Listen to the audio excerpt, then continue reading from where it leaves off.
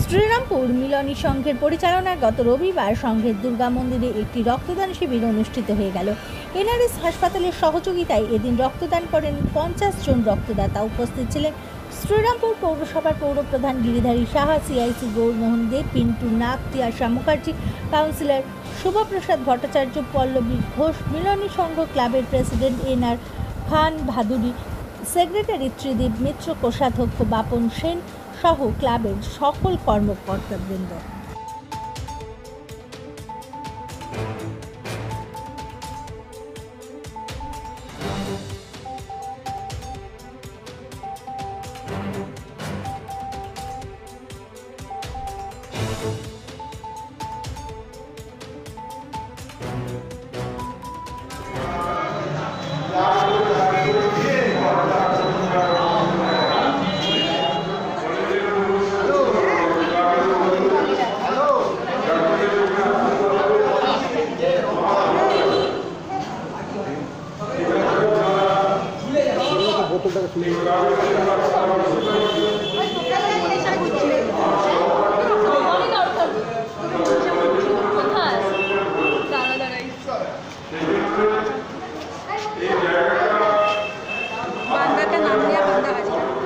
দেখি দাদা একবার থাকো, দাদা একবার থাকো, ধরে থাকো দাদা।